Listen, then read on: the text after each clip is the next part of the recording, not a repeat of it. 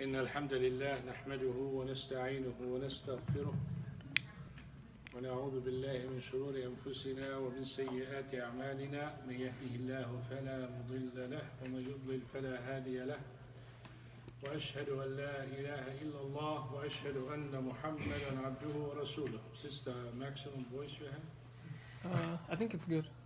Y'all hear it good, right? Yeah. Brother. That's fine. When I hear the Sheikh Ajami reciting 10 times louder than this. That's later on, inshallah. Okay, sure.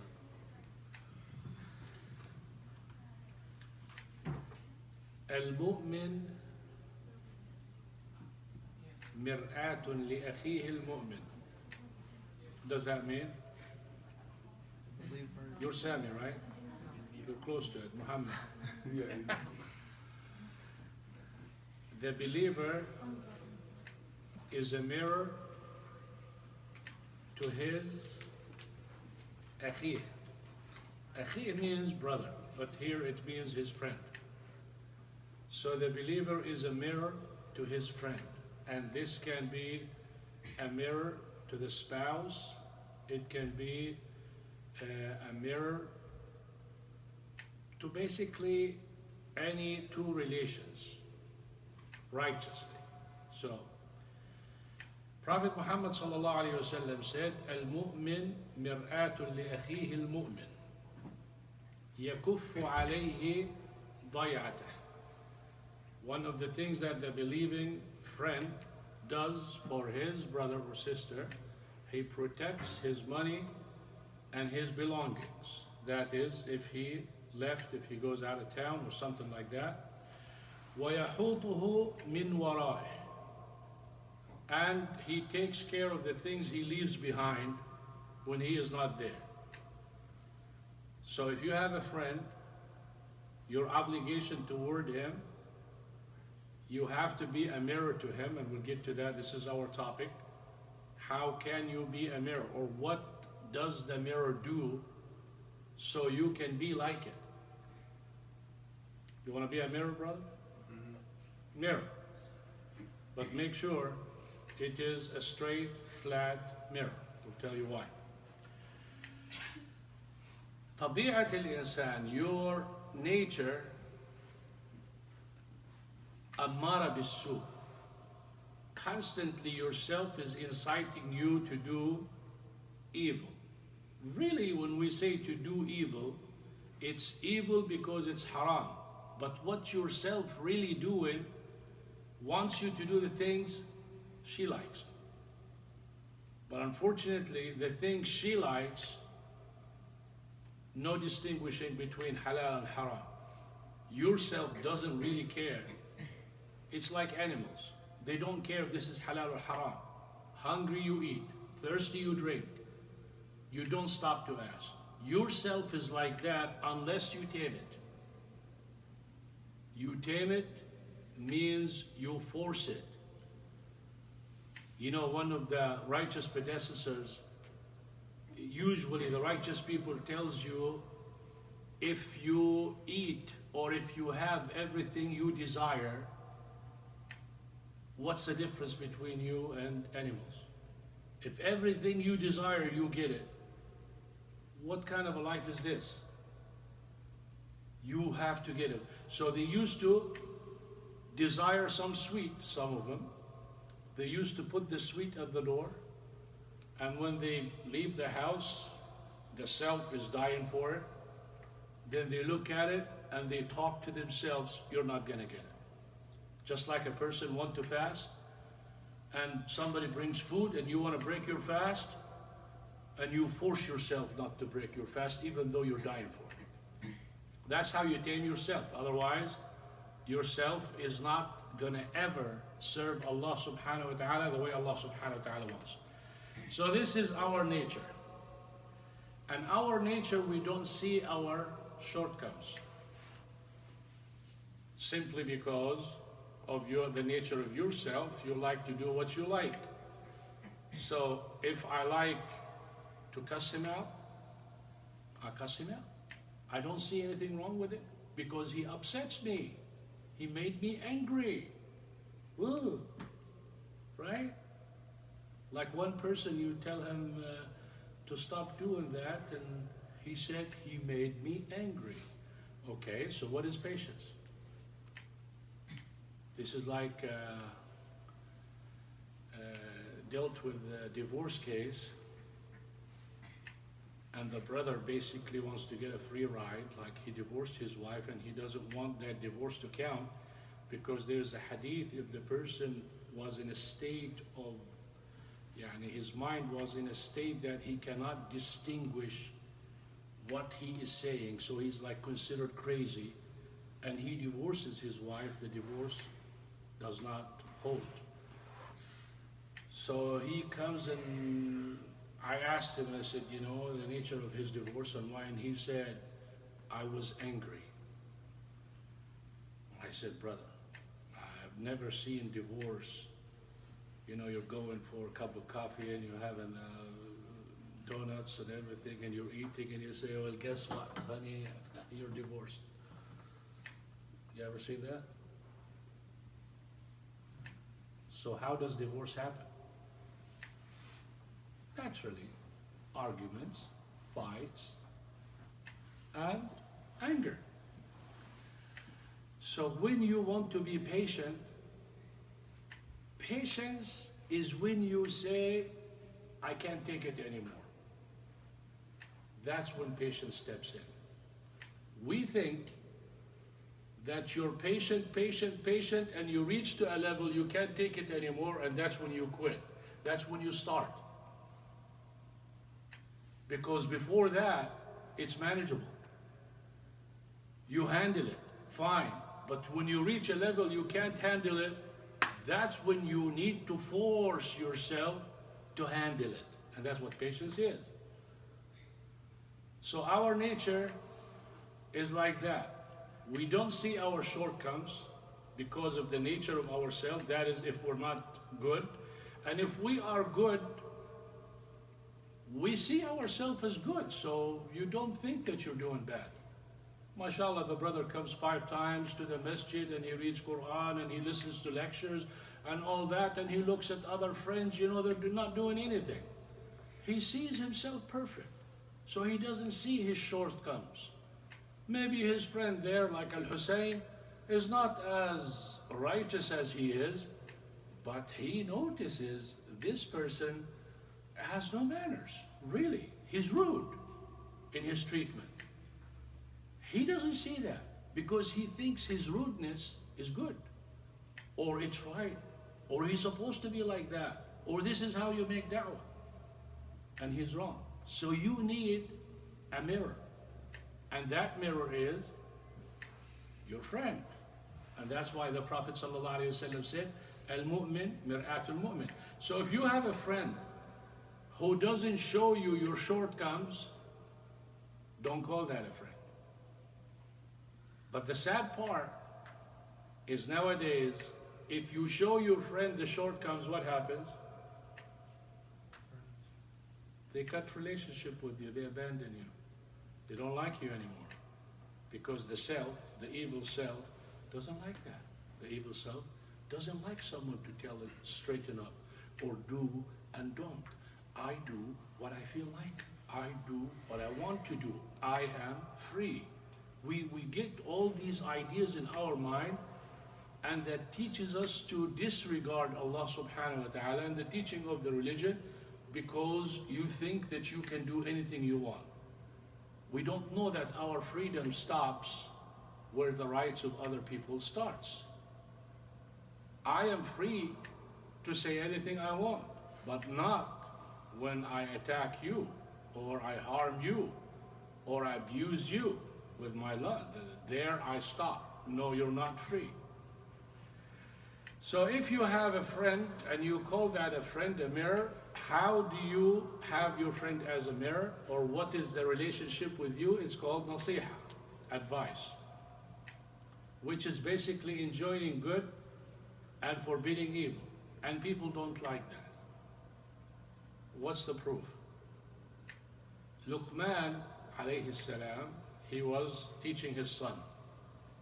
He said, Ya bunay, O my son, aqim as-salah, establish prayer, وَأْمُرْ بِالْمَعْرُوفِ, enjoin good. وَانْهَ عَنِ الْمُنْكَرِ, forbid evil. وَاصْبِرْ عَلَى مَا أَصَابَكَ, and be patient on what happens to you. It means anytime you do enjoining good and forbidding evil, you're going to get harmed by people, either by language or physical. You know, the time the pagans, they had so much freedom before the advent of Prophet Muhammad sallallahu alaihi wasallam. They have so much freedom in worship. And we know they worship idols. Each tribe has an idol. It got to the point that each person has an idol. It got to the point that if you travel, you don't have an idol, you just grab a stone. You know, you look at a rock or a stone and say, okay, I'll take that. You take that and you worship that. You make one. You know, one of the funny stories is like companions were talking and they're saying, like, you remember when one time I don't have an idol to worship and all I have is dates, so I made a shape of an idol with the dates, and you know, you driving or traveling or whatever and you put it to worship it looking good, you know. Dates, brother, you know, you're hungry. Hey, what's better than dates? So you eat your God. He ate it. You worship God, you made it. Who did that before? Who used to make gods and worship idols? Prophet Ibrahim alayhi salam's father. He used to make idols and people worship it. So Prophet Ibrahim alayhi salam, he made a plan to lead them to these guys don't do anything. So he broke them all. And he left the axe on the shoulder of the big guy. When they asked him who did that, he said, why you ask me? Ask him. You know, it's like, yeah, really. Why don't you ask him? You know, you get him in a fight. Yeah, that's like, well, you know they don't talk. Oh, really? Oh. So that's the whole idea. It's like you talk, he doesn't talk. So go ahead, ask him. So they start talking to themselves. It's like, hey, well, how can you answer him? So they came back and they said, well, you know they don't talk. Wow, you worship someone who cannot talk, who cannot ask, who cannot answer. So that's when he got them on the point. So Prophet Ibrahim's father, alayhi salam Ibrahim, his father used to do that. The pagans used to do that. They used to worship so many gods. So they have maximum freedom. You can have so many gods, you can have a god and get rid of that god and get another god and whatever you want. All of a sudden Prophet Muhammad ﷺ came and he said, worship one God. Whoa. This is a revolution. It sounds easy for you, but for a whole nation or tribes, they used to do this, now that's the first answer they said, أَجَعَلَ الْآلِهَةَ إِلَهًا وَاحِدًا إِنَّ هَذَا لَشَيْءٌ عُجَابٌ. Wow, he made all gods one God. How strange that is. So they understood it more than we understood it. If you tell a person, say La ilaha illallah, he will tell you La ilaha illallah, but you'll find him doing things that contradicts La ilaha illallah. Like not sincere, like associating partners, like seeing someone else can forgive you or can provide for you. They did it. They understood La ilaha illallah means put away all the gods that you have. And that is why they rejected Prophet Muhammad sallallahu alaihi wasallam. Because when you are used in a life where you can do anything and no one tells you where you're going, and all of a sudden someone comes with rules, you will reject it. You would fight. That's the difference between civilization and, you know, the caveman, jungle people. That's why the people who live in the desert, are not considered and dealt with like the people who live in the city. That's why Allah subhanahu wa ta'ala said, الأعراب أشد كفرا ونفاقا وأجدر ألا يعلموا حدود ما أنزل الله على رسوله. That the Bedouin are the one where you can really, how to put it, like you can understand why they don't know much about the religion, because they're too far, because they're not educated. So that's the reason. But someone in the city is different. So the paganism is something similar to that. So nowadays, when you enjoin good and forbid evil, like if you have a friend, this is what you're supposed to have. And what's the point? I'm walking with you and I'm hanging with you and I see wrong things about you and I don't tell you. What kind of a friend is this? What kind of love is this? How can we be both in Jannah?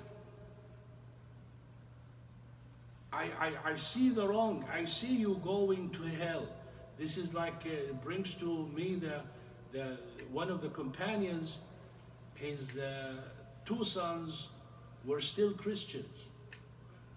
And they came with tradesmen to Medina. And he saw them, their father. So he went to them and he invited them to Islam. And they refused. So he got angry. So he went to complain to Prophet Muhammad sallallahu alaihi wasallam. So Prophet Muhammad sallallahu alaihi wasallam talked to them and they said they don't want to become Muslim. So he looked at the companion, he said, let them go. They want to go back where they came from, let them go. Now look how Prophet Muhammad sallallahu alaihi wasallam fulfilled the ayah, La ikraha fi din. There's no compulsion in Islam. You don't force someone to become a Muslim. Because if you force someone to become a Muslim, what happens? He will be a hypocrite. Because he'll tell you La ilaha illallah Muhammadur Rasulullah, but deep inside, he's not. And you don't want those kind of people. They're worse than the one who tells you, I'm not a Muslim. A hypocrite is a lot worse than that. That's why they're on the bottom of the hellfire. My point is, look at what the father said. He said, Ya Rasulallah, أيدخل بعضي النار وأنا أنظر? O Prophet Muhammad, part of me goes to hell while I'm standing, looking, doing nothing about it? He's referring, my two sons, they're part of me. If they die on this state, they go into hell. I am watching them going to hell, and they're part of me. How can I let part of me go to hell? Look, his reasoning. You look at your friend, you love your friend, you hang with a friend, you fight with your friend against someone, but when your friend is going to hell or following a path that's going to hell, you do nothing about it. Honestly, just to tell you, plain and simple, so many good people hang with people who do drugs. So many. And they have the power to stop them. And they have the power to keep them away from the evil. And they can do it. And people listen to their friends a lot more than listening to their parents. A lot more than listening to a sheikh. A lot more listening to lectures. They can relate to them. They know how to attack them or make them stop. They know their shortcomings. They know their power, their strength, and their weakness and all of that. But you find people don't do anything about it. It's like, oh, that's his problem. You know, I tried before. Well, we'll tell you what the mirror does. Okay. Umar ibn al-Khattab radiyallahu anh said, Rahim Allahu imra'an ahda li uyubi. May Allah subhanahu wa ta'ala bless a person who sends me my shortcomings as a gift. And he looks at his friend or someone advising him about his shortcomings, a gift. How do you like gifts? Everyone loves it. In fact, if you have a bad relationship with a friend or family, take a gift with you. Let it be 99-cent gift. Let it be some dates and go. I guarantee you it takes the spitefulness and the hatred and the anger like a sponge. I don't want to go far. I'm going to tell you about myself. I don't hold any spitefulness or thing against anyone, alhamdulillah.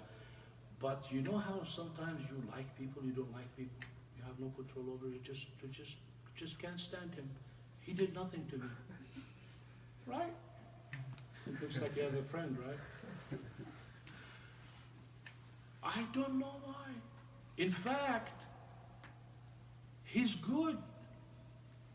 I cannot find defect in that person. I cannot find something wrong. The manners is good. Righteousness is good. His treatment is good. But please get me away from him. I don't know. You know how I deal with that? I force myself to do things positive to him.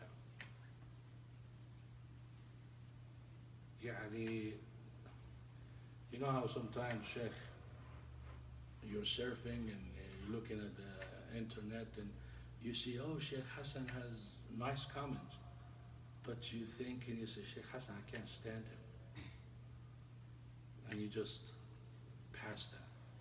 Well, if that happens to me with that person, I'll put not like love,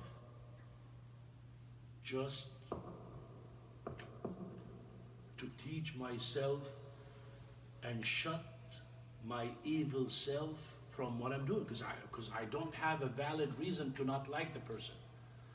Therefore, I'm going to train myself to do positive things. In fact, one time a person asked me about another person, and he's saying he doesn't like him, and he was saying, I was going like, tell me about it. You know, I'm in the same shoes, brother, and he has nothing done that. Well, to that guy, he did something. So he asked me, you know what I told him? I told him, look, this brother, I never knew anything bad about him. This brother has high standard of manners. I said everything I know, even though deep inside, I don't like him. Umar ibn al-Khattab, radiallahu anh, one of the pagans, he told him, by Allah, I hate you more than a pig. And he told him, does that mean you're going to be unjust to me? He said, A'udhu billah. No, I will not. That's where Islam comes in play. That's where the Quran teaches you to say the truth and to be just, even if it's against yourself, even if you're dealing against your enemy is your opponent. And that is the difference. So Umar ibn al-Khattab radiallahu anhu said, it's a gift if anyone brings me my shortcomings, because what's the purpose? To improve. If someone comes and says, Sheikh, in your lecture you do such and such, if you do this, it would be better. Or if you did something, maybe this is not the best thing to do, I appreciate that. Because my whole goal is to improve, and we improve all the time. And that's why every time you deal nowadays with a company, phone calls, stuff like that, what do they do at the end? Do you mind if we send you Shahir? Yeah, just to evaluate the person. Why they do that, you think? Because they want to make sure that people are doing good, and at the same time, the person straightens. You see, these guys straighten by power. What's the power? You get fired if you get so many complaints. But we straighten by the power of faith, which no one can beat that. The supervision of the believer, knowing that Allah subhanahu wa ta'ala sees you anywhere, no one can have better supervision or more powerful supervision, because it's with you all the time. Human laws People, whenever they have the opportunity to break it, they break it. With Allah subhanahu wa ta'ala, believers only break it when they are overwhelmed or forgot or pressure or something like that, but they don't look for opportunities to break. The law, you do that. You know, you'll be driving, you say, oh, slow down, brother, the cops are always here in this street, right? But when you pass that street, you go, well, I thought the law is 40, 45. Why don't you abide by it? This is wrong. This is wrong to speed. This is wrong to break the law. But the idea I'm passing to you is people with a human law, they look for loopholes to break it. It doesn't matter what people do or what the government does. Always people find ways. The police has a radar. People start buying radar. The police improve and the other improve. You can't sell that, black market. People steal it. People do everything to break the law. But when you have faith, you don't look for that. You're constantly even worried about breaking. And when you break, you feel so bad. And you go and apologize to Allah subhanahu wa ta'ala. How many of you broke the law and went to the police station and said, oh, I'm sorry, you know, I was going down Cooper the other day.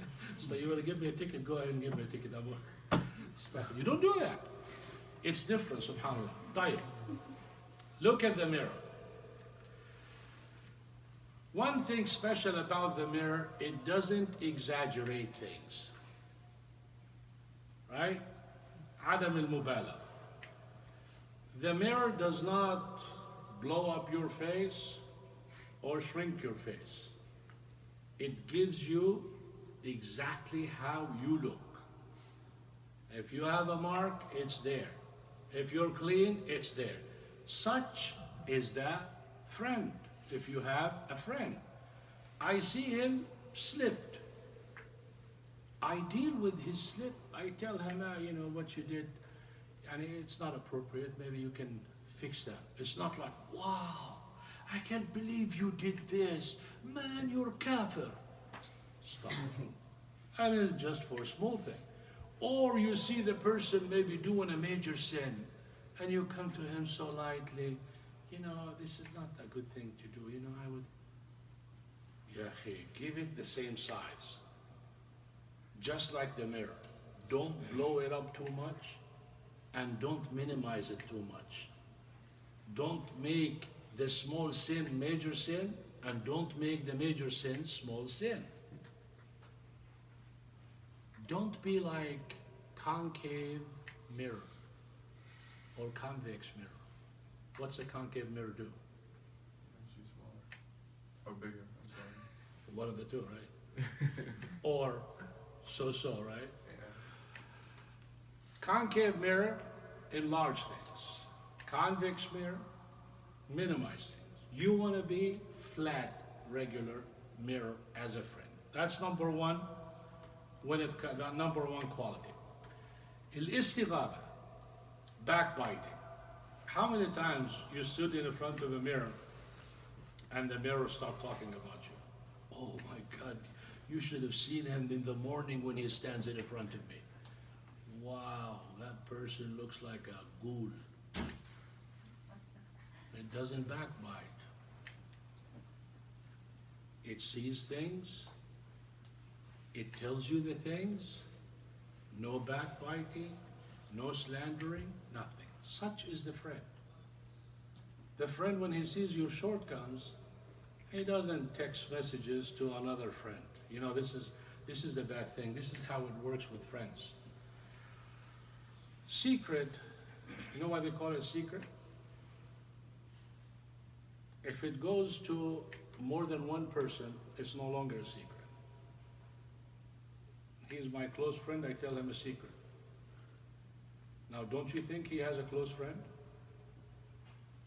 He's going to tell his close friend because he trusts his friend. His friend trusts his friend. Just going to tell him. The whole city knows everything, and just like that. You don't deal with secrets. When someone tells you this is a secret, that's it, period. The only person knows. So let it be husband, let it be wife. It doesn't matter how much you love the person, you broke the secret. If it goes more than one person, it's no longer a secret. In fact, even with imams, you can talk about a certain person, but you cannot say by name.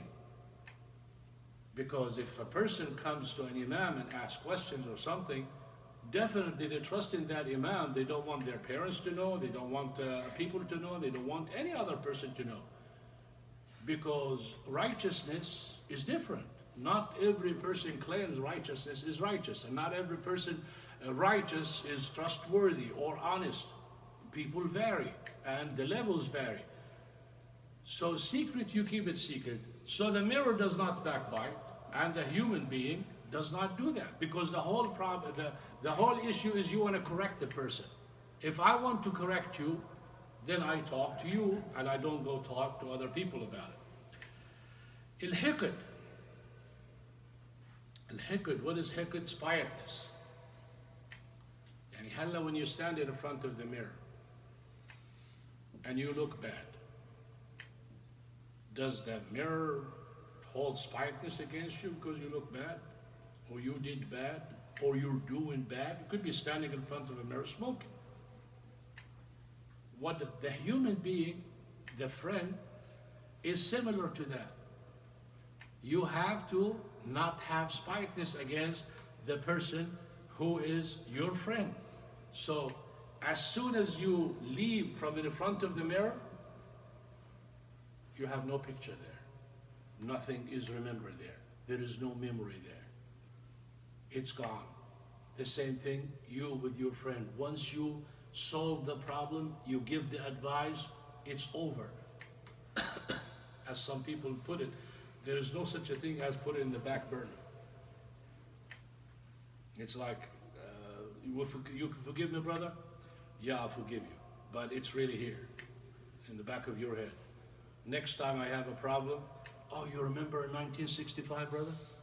You know what you did?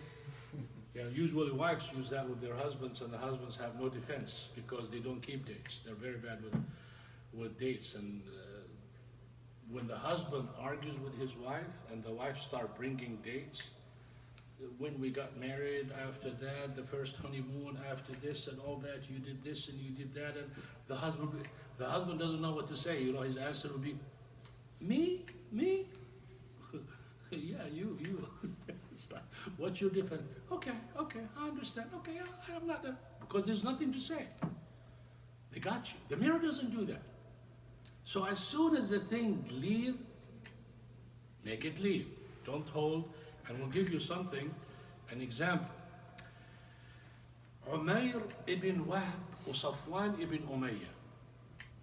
Two disbelievers, after the battle of Badr, Umayr ibn Wahb, his son, was captured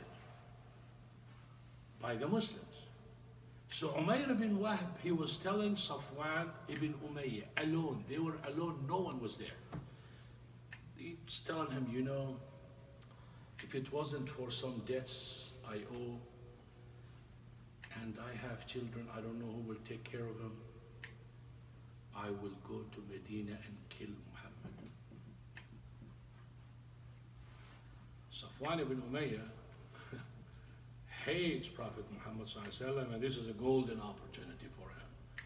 He said, Habibi, your debt, I'll take care of it. Your children, my children, as long as I live. Go on. He said, deal. Got his sword, dipped it in poison. So not only you hit with the sword, it could be a hit that doesn't kill, it will kill you from the poison.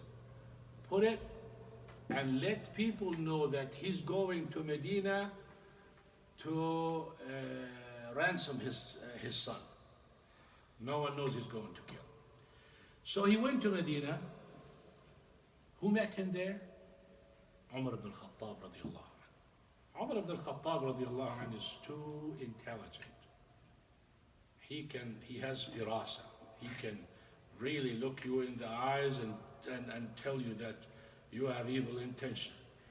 So first thing he looked at Umayr, he said, ماذا يفعل هنا عدو الله? What is he doing, the enemy of God? He has an evil plan, under arrest. He tied him with what he hangs his sword with, by himself. Took him to the Prophet sallallahu alaihi wasallam. Prophet Muhammad sallallahu alaihi wasallam told him, who is this, O Umar? He said, this is the enemy of God. He came here and he has an evil plan. So the Prophet sallallahu alaihi wasallam gently, he told him, Umayr, what's up? He said, I came to ransom my son. Prophet Muhammad sallallahu alaihi wasallam looked at him and he said, and what is this sword doing? You come to ransom your son and I see you armed. So he said, oh, the heck with those swords. What did they benefit us with? Referring to the battle of Badr, they lost the battle. He changed the subject. He asked him, why you having a sword? He talked about the battle of Badr and the sword did not benefit him. That's beside the point. Why you carrying a sword? But Prophet Muhammad sallallahu alaihi wasallam's point is not to prove he was an evil person or coming for evil. His point is to bring him to Islam. That's his plan, sallallahu alaihi wasallam. So he's gonna let that slide. So he let it slide. So Prophet Muhammad sallallahu alaihi wasallam looked him in the eye and he said, Umayr, usdukni. Umayr, tell me the truth. You know you're lying. I asked you a question about this and you answered me something else. You could have said, oh, well, I was carrying that because the road is dangerous and maybe someone will attack me. I'm sorry to carry it in here. Okay, I'll put it outside. You could have done anything. But you talk about that, so the Prophet ﷺ told him, tell me the truth. And he said, sallallahu alayhi wasallam, to him, didn't you sit with Safwan ibn Umayyah and tell him, hadn't it been for your debts and for your children, you would come to Medina and kill me? He looked at him and he said, Ashhadu an la ilaha illallah wa ashhadu anna Muhammadan Rasulullah. He said, no way. You would know this, but because you are a real prophet. No one was there. No one, not a human being around that neighborhood when I told Safwan ibn Umayyah. And I left Safwan ibn Umayyah there. And there is no texted messaging, and there's no phone calls, and there's no aeroplanes, and no way that he brought you there then. You have to be a prophet. Now look at Umar. Here is the catch. I said the mirror doesn't have spiousness, and your friend or good friends don't have that. And Muslims don't have, and believers don't have that. So Umar ibn al-Khattab, when he saw him, what did he say? Adu Allah, the enemy of God. And he was angry. And he could have killed him hadn't it been for Prophet Muhammad ﷺ is in charge. So look what he said after he solved the problem and entered Islam. He said, دخل عمير على رسول الله صلى الله عليه وسلم والخنزير أحب إلي منه. Umayr entered on Prophet Muhammad صلى الله عليه وسلم, and the pig is more loved to me by me than him. That's when he entered. Look, وخرج من عنده وهو أحب إلي من بعض إخواني. And he left, and he is more beloved to me than some of my real brothers.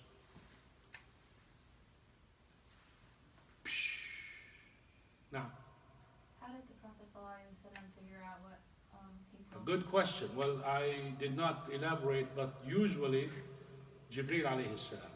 Jibreel alayhi salam, she's asking, How did the Prophet Muhammad ﷺ know what Umayr and Safwan, the conversation there?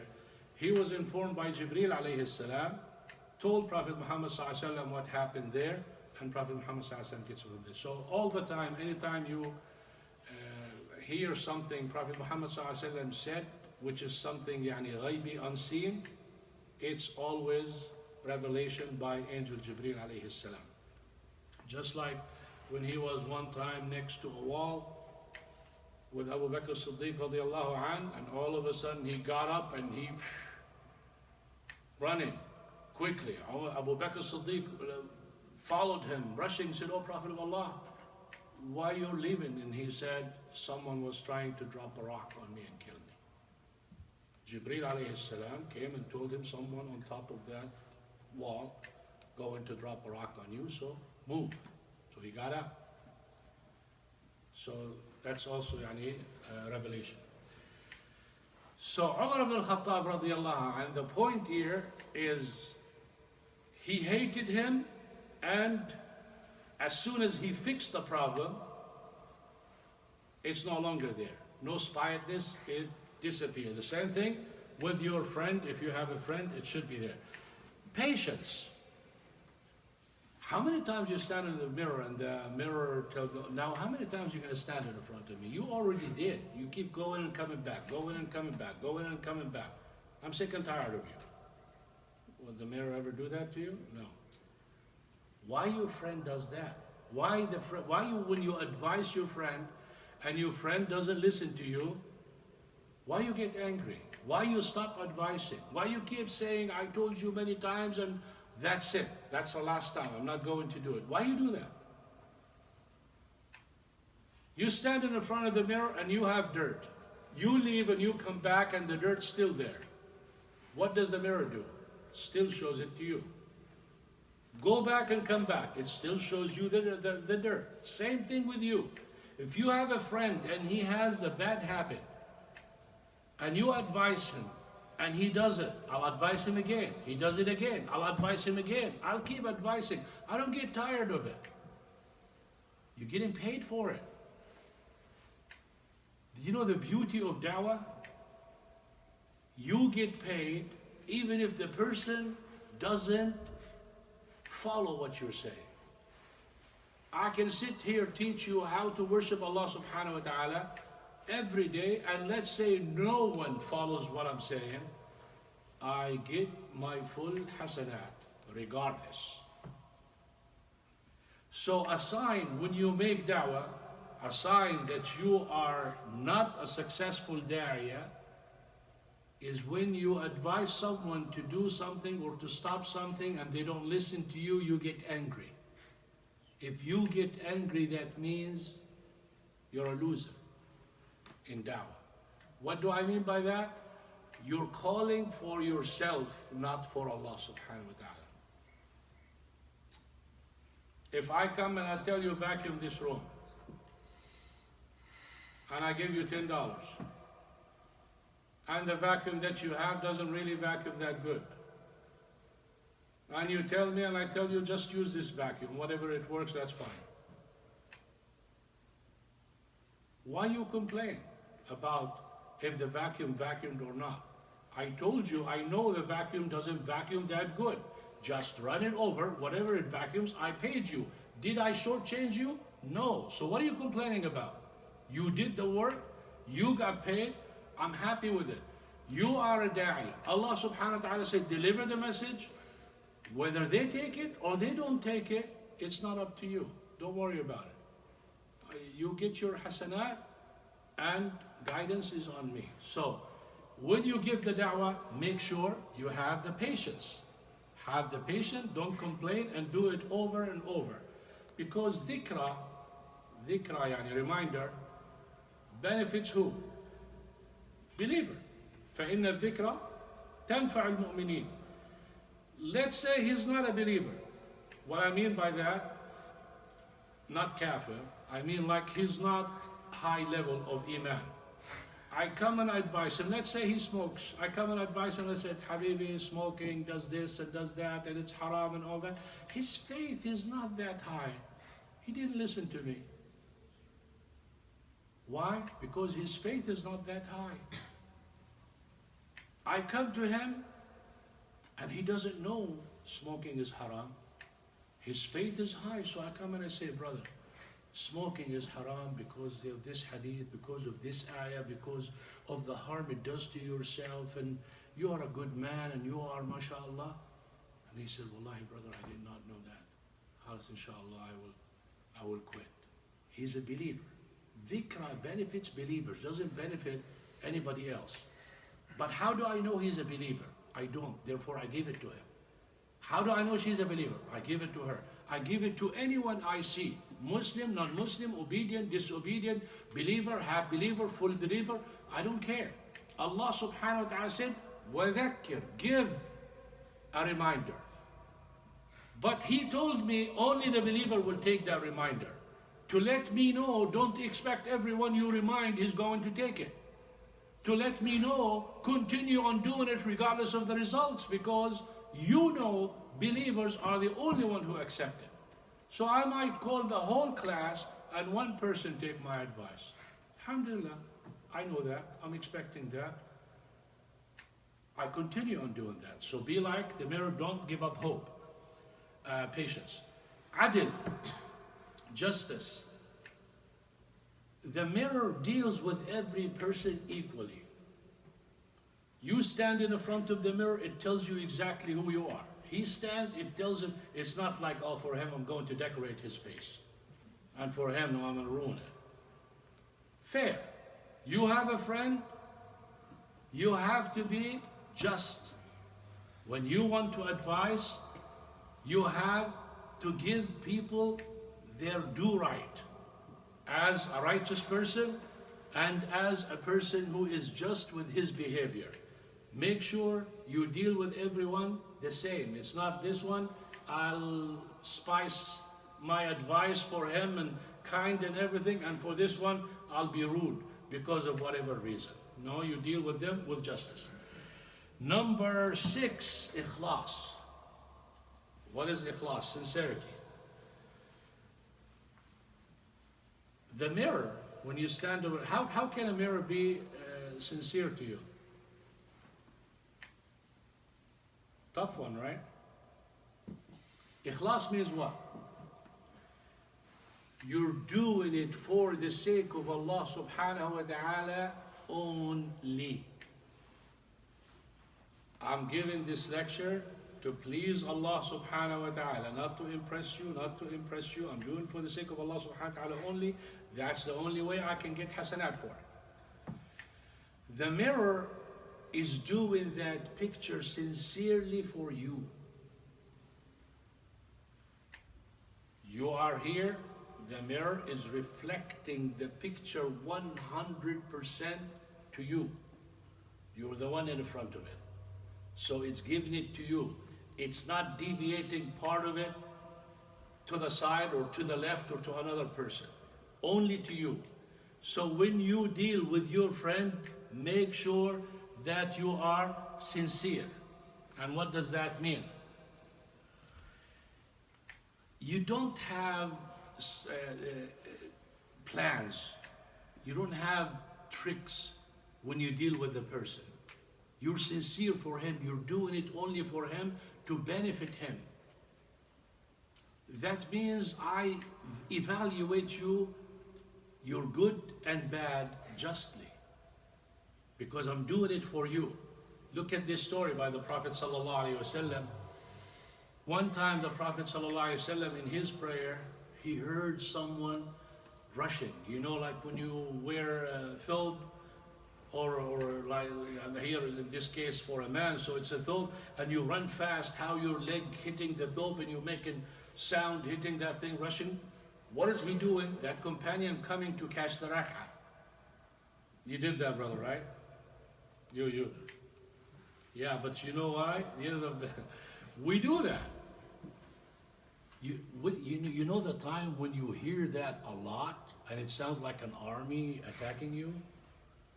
When you pray in the last line, Taraweeh.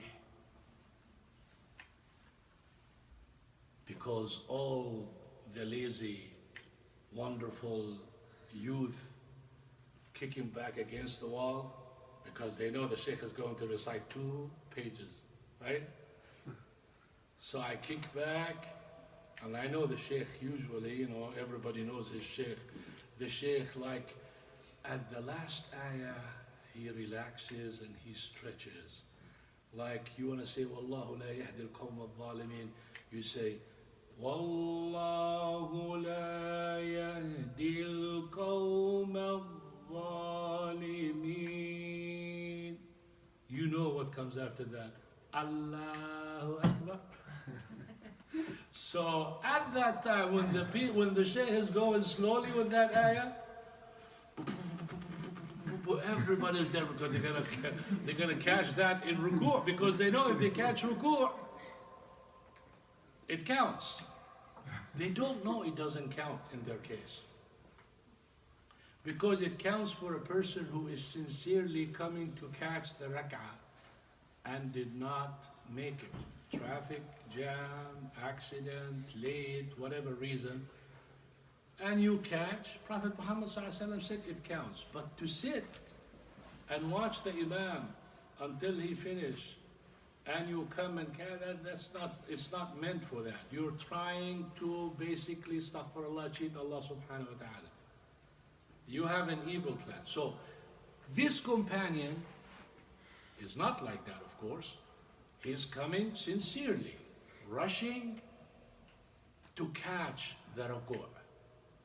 So after Prophet Muhammad sallallahu alayhi wa sallam finished, he said, Man fa'ala hadha? Who did this? قال أنا يا رسول الله. He said, me. He said, زادك الله حرصا ولا تعد. May Allah increase you with keenness, with care for the salah. Don't do it again. So the Prophet ﷺ knew he has a noble reason why he rushed. So this is a positive thing, even though it's wrong. So he commended him, then he told him, don't do it. To be sincere to your friend, you do the same. He has good things and bad things. It's like, brother, you're so good, mashallah. Your reputation is good. People talk so good about you. You are someone that people look up to in the community.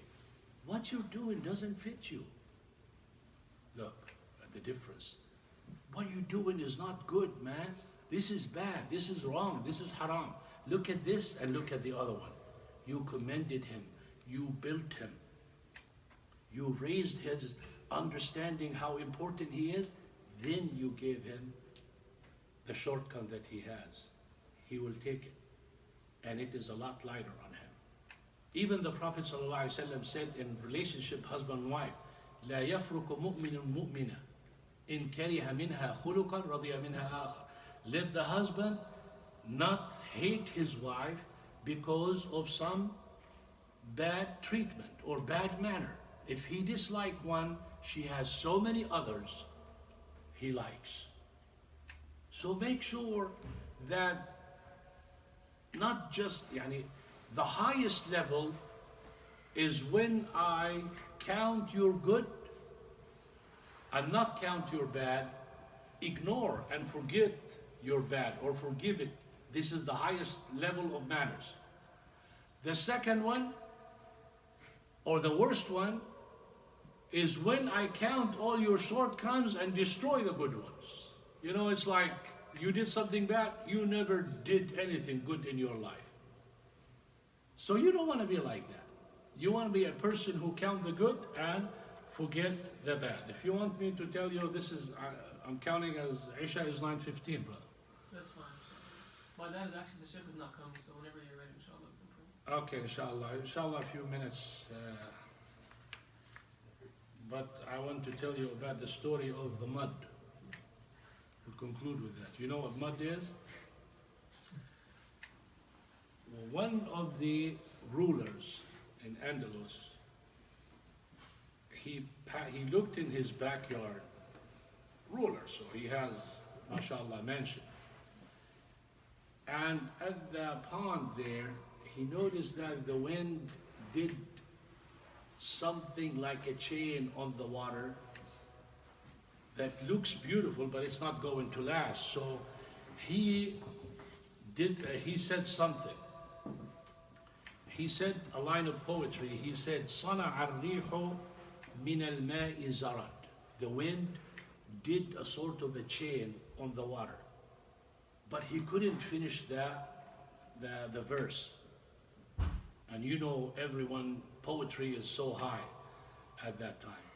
His slave lady was behind him and she was eloquent. So she continued, she said, أَيُّ دِرْعٍ لِقِتَالٍ لَوْ جَمُدْ. It's like, what a chain to use for fighting if it stays or if it freezes. He was so impressed by her, he freed her and he married her and he made her in charge of everyone there in the castle.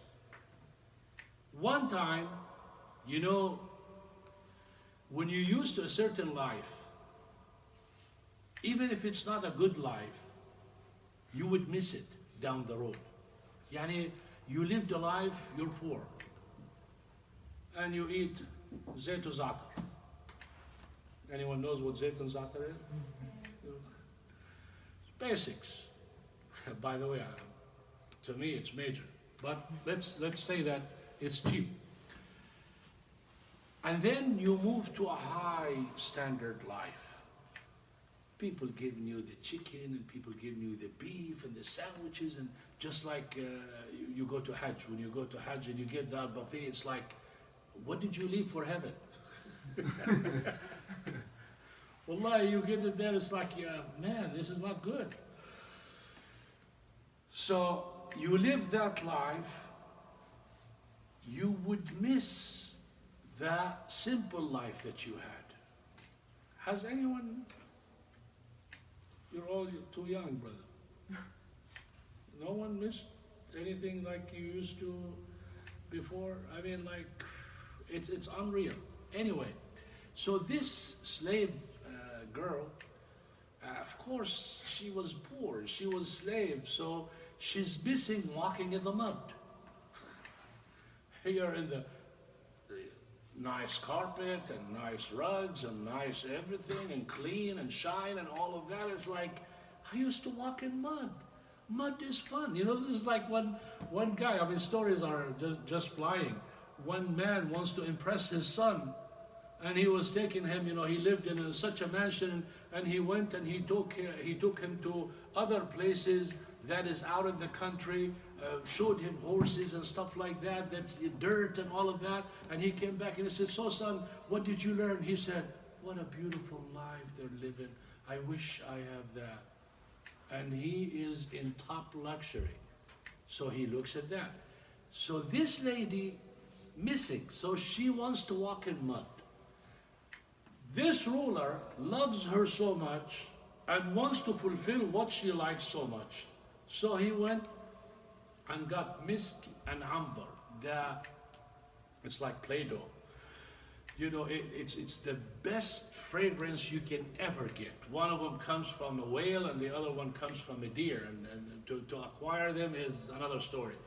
So he came and he adds some balsam water, which is also good, and he mixes it, stuff like that, you know, good amount, and put it on the floor, and he said, sweetheart, go ahead, walk on mud. So he did that for her. Time changes. Someone comes in charge, and he put all the rulers in hardship. Some of them thrown in jail, some of them fired, some of them. So this man became, his life became bad. This slave woman started complaining, and she told him, you've never done anything good for me. And look what he said. He told her, وَلَا يَوْمُ الطِّينِ, not even the day of mud. I never done anything for you. The day of mud that you wished that I got you the most expensive thing and I mixed for you. This is the nature of people. But as a good person, you don't want to forget the good and focus on something bad. You want to be fair with all of that. I conclude with the last one. Make sure that your heart is clean. The mirror cannot reflect your shortcomings or your good unless it's clean. If it's dirty, it's not going to show the proper thing on you. If your heart is not clean, you're not going to be a good friend who can be advising, sincere, patient, and doing all that guidance for us. So make sure you work good, inshallah. You plan on yourself, know who your friends are, and make sure you be like a mirror to your friend. We ask Allah subhanahu wa ta'ala to clean our hearts and to make us always work sincerely for Him. سبحانك اللهم وبحمدك أشهد أن لا إله إلا أنت أستغفرك وأتوب إليك. If you have a message, a question, we take one question. One question going once, one question going twice. Akum salam. Did you do that?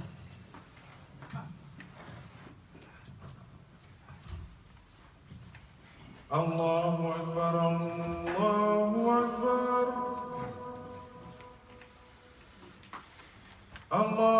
Allahu Akbar, Allahu Akbar. Ashhadu an la